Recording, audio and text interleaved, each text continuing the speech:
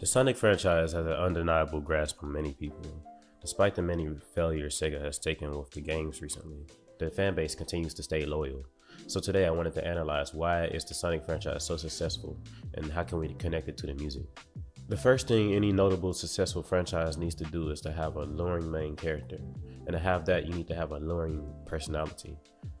Sonic's 90s too cool for school radical attitude was kind of different compared to his peers during that time, and it garnered a lot of attention, especially from those in the States.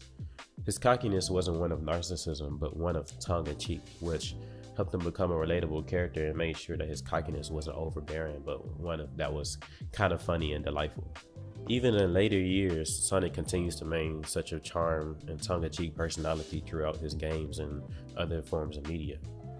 Take a look at this scene from Sonic Adventure 2, and I think it illustrates my favorite personalities of Sonic in this one scene.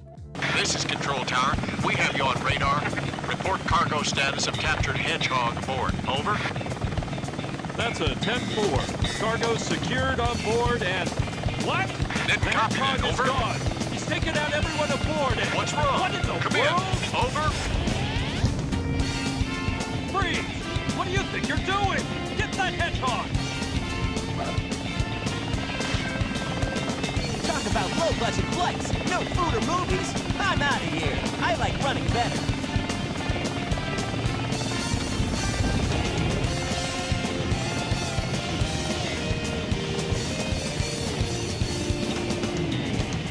Yeah! It's the fact that even through being held captive, he's still thinking about a commercial plane ride with movies and food. It shows that he only thinks about his own rules, and the rules of others he doesn't take seriously. It's hard to not be encapsulated by this type of personality as a kid, especially when you're always following the rules of others like your parents or teachers. But if you take another look at this scene, Sonic doesn't have a lot of lines, yet his character and charisma is still conveyed clearly throughout. That's partly through the character's expressions, but I think the music plays a huge part in that. Let's take a look at some of my favorite Sonic songs and how do these songs connect Sonic's individuality to the player.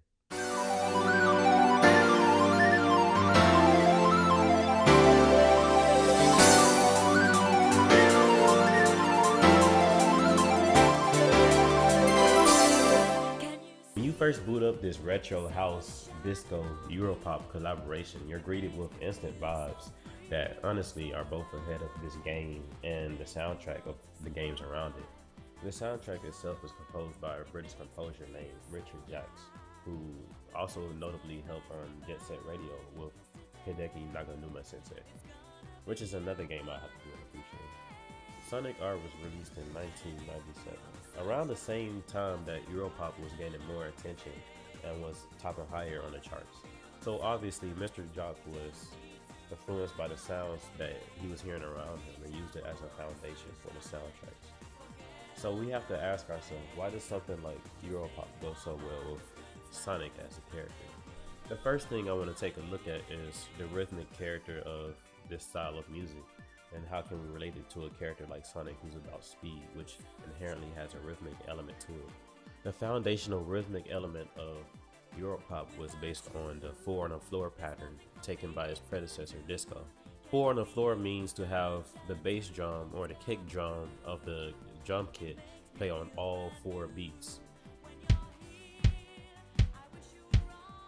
Having these 4 beats evenly accented and distributed through the kick drum just brings a groove that is almost irresistible for the human body to not move to.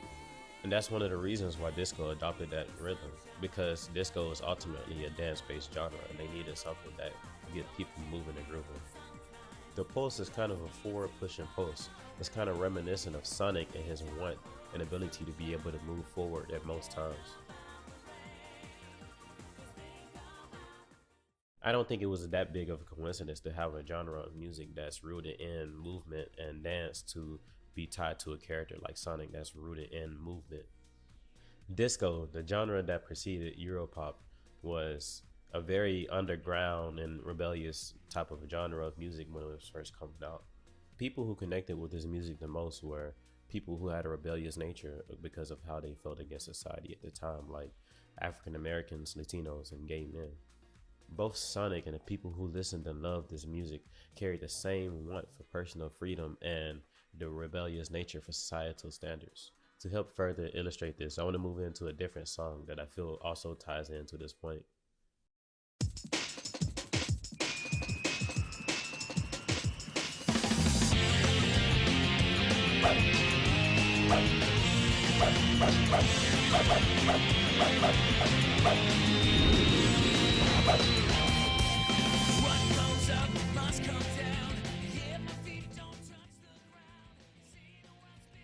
I feel like during this time, Sega was trying to be more experimental and definitely edgier with Sonic the Hedgehog.